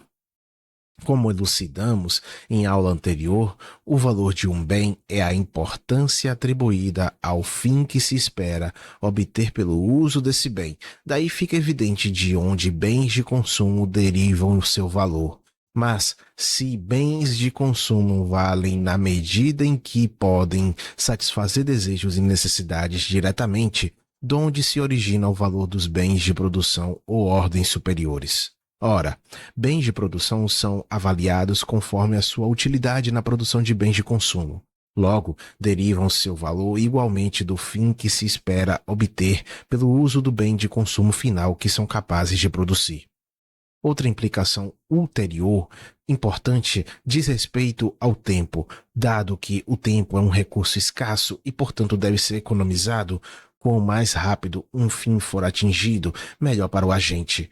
Nas palavras de Rothbard, o homem prefere que seus fins sejam atingidos no espaço de tempo mais curto possível. Isso significa que o homem sempre escolherá o meio mais rápido de sair do ponto A, que é o ponto onde ele se encontra, para o ponto B, que é o ponto em que o seu desejo foi satisfeito. Assim, o homem sempre optará pelo período de produção mais curto possível. É daí que deduzimos o fato universal da preferência temporal. Um bem ou uma satisfação presente é sempre preferível ao mesmo bem ou satisfação no futuro. Ganhar R$ 100 hoje é melhor que ganhar R$ 100 daqui a 5 anos. Contudo, algo deve ser esclarecido sobre esse princípio para que não se faça sobre ele interpretações errôneas. Utilizarei o mesmo exemplo fornecido por Rothbard. Digamos que alguém objete o seguinte: um saco de gelo no verão é preferível a um saco de gelo no inverno, dado qualquer momento. Trata-se isso de uma exceção ao princípio? Não, porque, como Rothbard explica, gelo no inverno e gelo no verão são dois bens distintos. Trata-se do mesmo produto, da mesma matéria, mas de bens diferentes. Ainda sobre os fatores de produção, existe uma relação entre eles chamada de Lei dos Retornos, a qual afirma que, com uma quantidade de fatores complementares mantida constante, existe sempre uma quantidade ótima do fator variante. Primeiro, é importante deixar claro que a produção de qualquer bem exige o uso de mais de um fator de produção. Porque, se somente um fator de produção fosse exigido para se fazer o bem, então ele já estaria pronto, e esse mesmo fator seria o bem em vista. Dado esse fato, existe sempre uma quantidade ótima de cada fator para resultar na maior quantidade observável do bem produzido. O homem sempre buscará utilizar essa quantidade ótima de cada fator de produção, assim obtendo sua maior utilidade possível. Além disso, de um outro ponto de vista, existem dois tipos de fatores de produção: os específicos e os não específicos. Os específicos são aqueles que só servem para a produção de um único bem. Já os inespecíficos são aqueles que podem ser utilizados na produção de vários bens distintos. Não existe um fator absolutamente inespecífico, pois desse modo ele serviria na produção de todos os bens de consumo inimagináveis e seria, por conseguinte, não um bem econômico, mas sim uma condição geral da ação. Um bem superabundante. Entretanto, quão menos específico é um fator, mais conversível ele é de um uso para outro, e quão mais conversível ele for, mais dificilmente o seu valor será afetado por mudanças nas preferências do público. Por exemplo, digamos que o tabaco só sirva para fazer cigarros, o que não é verdade.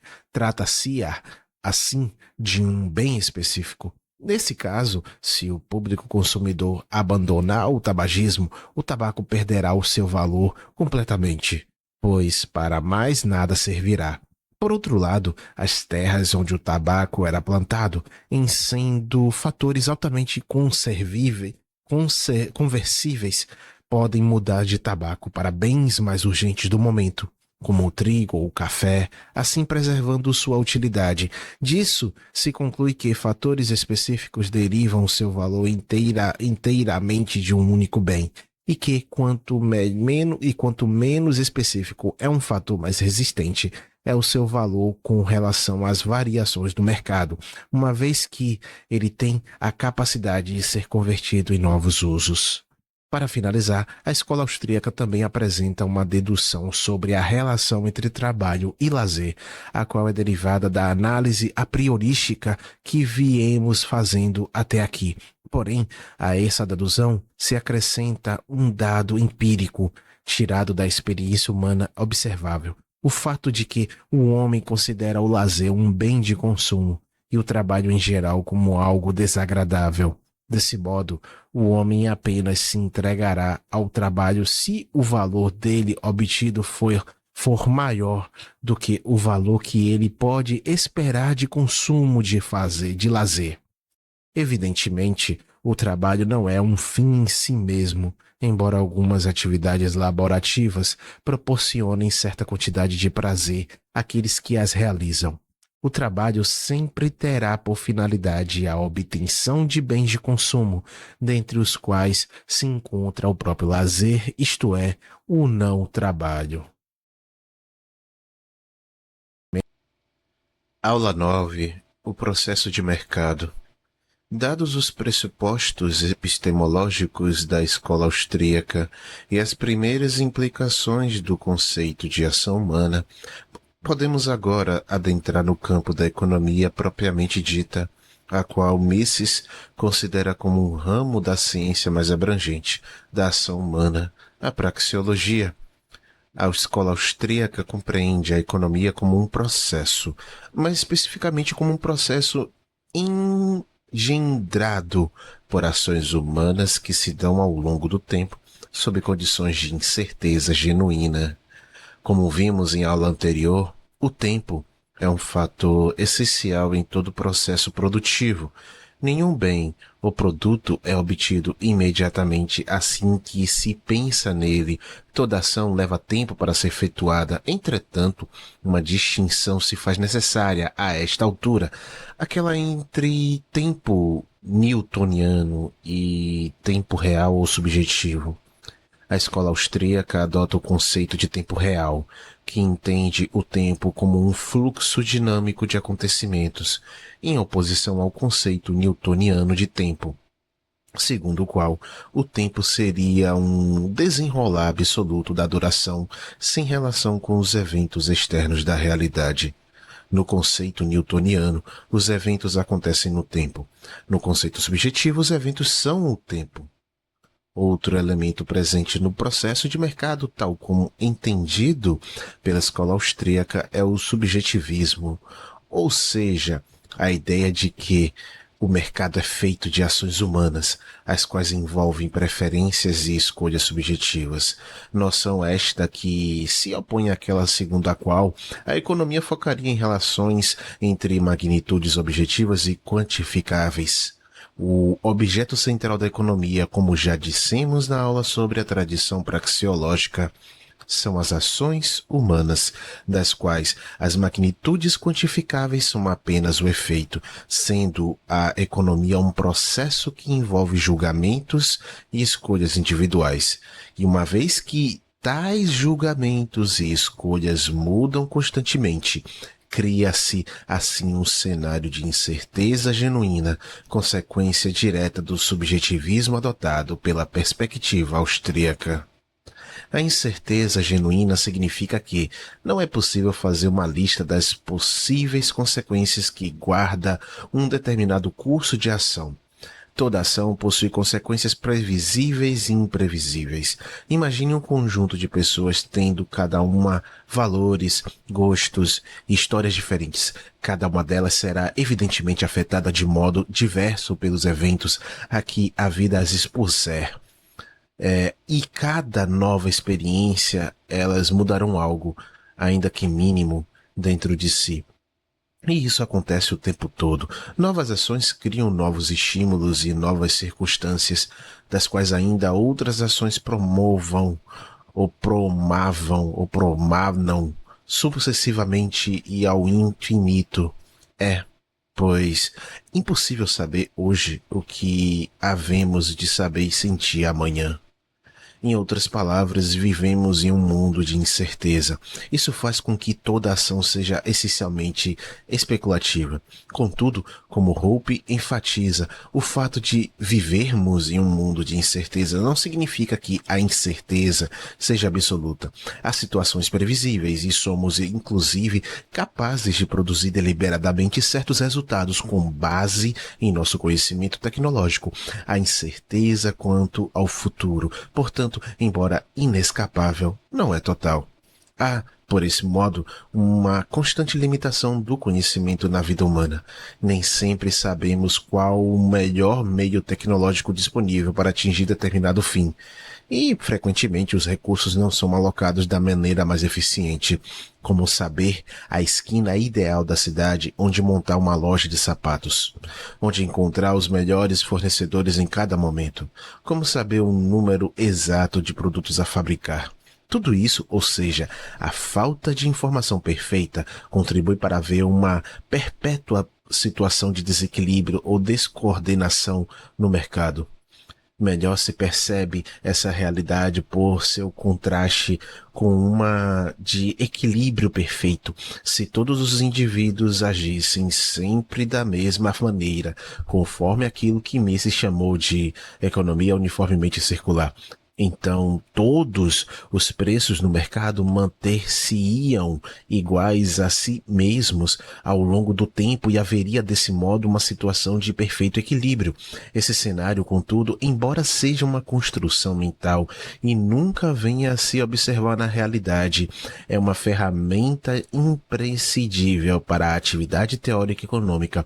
De fato, não existe teorização em economia sem esse recurso, que comumente se representa pela famosa cláusula ceteris paribus, tudo o mais constante.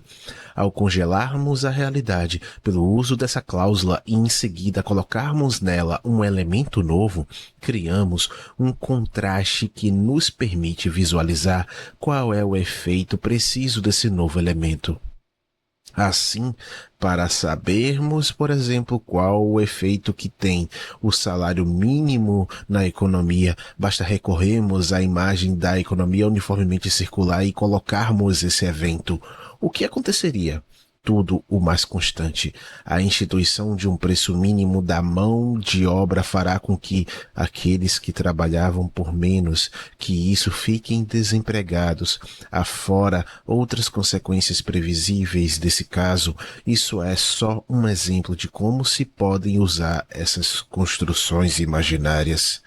Dentro da escola austríaca é consenso que os mercados vivem em desequilíbrio, mas existe quanto a isso uma interessante dissensão. A vertente tradicional, normalmente representada por Menger, Mises, Hayek e Kirchner, considera que existe uma constante tendência ao equilíbrio, por força de fatores equilibradores ou coordenadores. Cada movimento de mercado ou cada movimento do mercado assim dar-se-ia em direção à situação de equilíbrio, a qual, no entanto, jamais seria alcançada.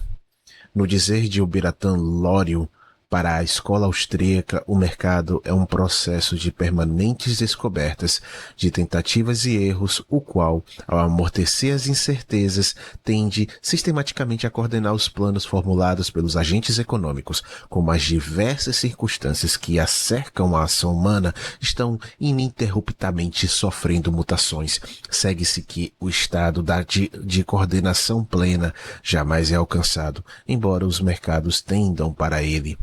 De outro lado, uma vertente mais radical, representada por Ludwig Lachmann, considera que a própria noção de equilíbrio deve ser descartada.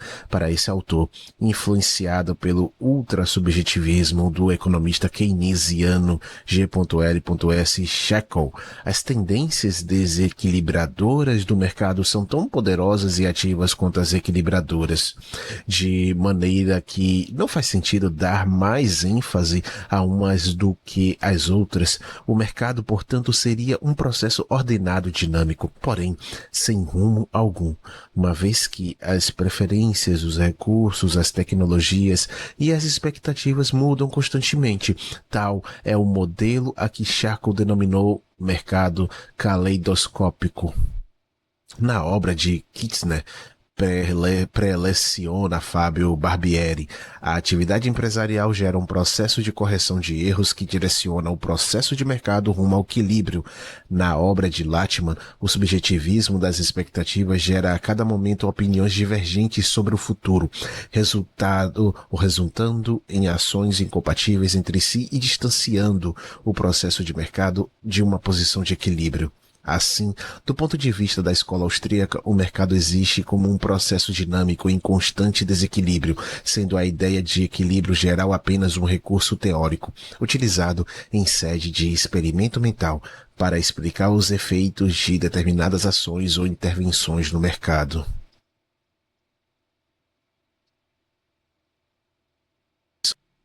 Aula 10. A função empresarial. A constante situação de desequilíbrio no mercado gera um fenômeno interessante, a igualmente constante possibilidade de se amenizar o desequilíbrio mediante uma ação coordenadora, ou seja, surge a famosa oportunidade de lucro, que se afigura no mercado como uma descoordenação percebida. Quando a descoordenação é percebida, sua correção resulta em lucro. Observe o seguinte exemplo. A, produtor de algodão, possui esse bem em excesso por falta de compradores e o vende barato, ao passo que B, fabricante de tecidos, por não encontrar bons fornecedores, paga caro pelo algodão que usa. Então surge C, que nota essa descoordenação e passa a funcionar como um intermediário, comprando barato de A e vendendo a um maior preço a B, obtendo assim um lucro. Eis em suma a precípua função da atividade empresarial. A função empresarial em sentido estrito de Jesus Huerta de Soto consiste basicamente em descobrir e avaliar, prerrendo, as oportunidades de alcançar um fim ou, se preferirmos, de conseguir algum lucro ou benefício, tendo em conta as circunstâncias envolventes e agindo de modo a aproveitá-las. Segundo esse autor, o termo empreendedor deriva do latim imprehendo, que significa descobrir, ver, perceber. Trata-se, portanto, de uma atividade fundamentalmente criativa, uma vez que produz informação nova. É importante ter em mente o tipo de conhecimento com que o empreendedor trabalha.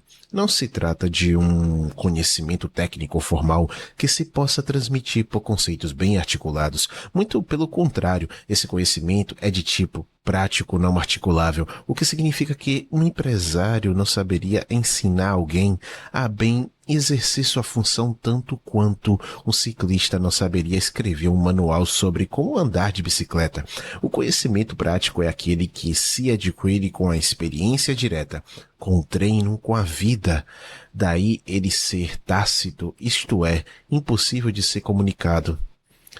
Ainda segundo Huerta de Soto, o conhecimento empresarial é exclusivo. Isso significa que cada indivíduo na sociedade possui determinadas informações tácitas que ninguém mais possui.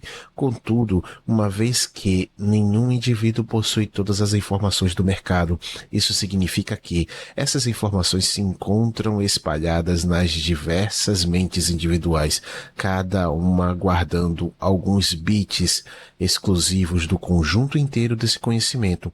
Disse, desse modo, que o conhecimento empresarial é também disperso. Outra característica do conhecimento empresarial é que ele provém do nada, ex nihilo, conforme a preleção de Huerta de Soto. Todavia, como sabemos, ex nihilo nihil fit, ou seja, do nada provém, do nada nada provém, e isso é uma verdade absoluta. O que o professor de Soto quer dizer com isso é que não há uma relação de causa e efeito conhecível da qual se origine a nova informação. Tal conhecimento surge na mente do empreendedor à semelhança de uma inspiração poética derivada do seio inescrutável da intuição. Em outras palavras, a informação nova que se cria provém de um insight perante determinada circunstância. Imagine que um homem esteja conhecendo uma cidade nova em ascensão. O crescimento econômico acaba de ali chegar e seus comerciantes estão otimistas, terrenos são negociados, empreendimentos são feitos, escolas são construídas e assim por diante. O homem, admirando o movimento auspicioso da cidade, percebe que dentro de 5 anos prosperará quem ali tiver um shopping center e toma desde logo as necessárias medidas para construir o seu. A atividade empresarial começa, portanto, nesse insight, nesse ato de captar com o sexto sentido empresarial, a oportunidade de lucro. A última característica do conhecimento empresarial, segundo a escola austríaca, é a sua transmissibilidade. Porém, não no sentido que o conhecimento formal é transmitido. A informação tácita no mercado é transmitida de forma não direta, de maneira subliminar, por assim dizer. Tomando o exemplo anterior, quando C compra de A e vende para B, ambos, A e B, adquirem informação nova sobre o valor do produto. Ambos percebem que houve uma alteração no mercado, e isso por si só já é uma informação nova que deve ser levada em consideração. O processo de mercado, portanto, tal como visto na aula anterior, é movido pela força criativa dos empresários. A força motriz do processo de mercado, dirá Mises, não provém dos consumidores nem dos proprietários dos meios de produção, terra, bens de capital e trabalho. Provém dos empresários que inovam e especulam. Em resumo, onde há descoordenação, o empreendedor atua buscando lucro, criando assim informação nova, que gera mais oportunidades de coordenação. Segundo Huerta de Soto, que nesta questão se filia a Hayek, é graças à função empresarial que se consegue realizar o cálculo econômico, pois sem ela não haveria informação para ser calculada, e isso explicaria a impossibilidade do socialismo ou economia planificada. Porém, há uma divergência quanto a isso na escola austríaca, dizendo Hoppe que, em verdade, a impossibilidade do socialismo não se deve a um problema de falta de informação, a qual está sempre presente, e sim de propriedade privada. Detalharemos esta questão na aula seguinte. De todo modo, é inegável que a função empresarial é o que fomenta o próprio desenvolvimento da sociedade. É ela que, resolvendo descoordenações presentes, gera para o futuro novos meios a serem usados e novos fins a serem atingidos, conduzindo-nos a um processo contínuo de crescimento e evolução. Finalmente, não se pode conceber função empresarial sem se pensar em competição. Segundo a escola austríaca, a competição é um processo dinâmico de rivalidade, em contraste com o pensamento de outras escolas que concebem esse fenômeno como um modelo de concorrência perfeita, em que paradoxalmente não há competição alguma e que nem sequer possui correspondência com a realidade. Nas palavras de Huerta de Soto, a função empresarial, pela sua própria natureza e definição, é sempre competitiva. Isto quer dizer que, uma vez que seja descoberta pelo agente uma determinada oportunidade de lucro e que este atue para aproveitá-la, essa oportunidade de lucro tende a desaparecer, de forma que não pode ser detectada e aproveitada por outros agentes. Não obstante, ainda que a oportunidade seja detectada e aproveitada por outros agentes, nada garante que o seja de maneira eficaz.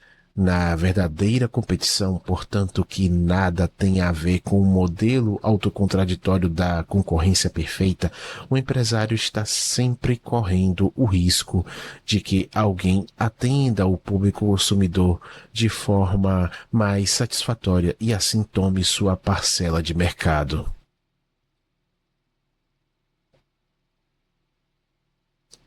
No próximo vídeo a gente continua aqui a partir da aula 11. Espero que vocês tenham gostado desse vídeo. Gostou, por favor, clica no gostei, deixa um comentário abaixo e também faça uma doação via Pix, caso você goste do trabalho. Qualquer valor simbólico é bem-vindo. Obrigado.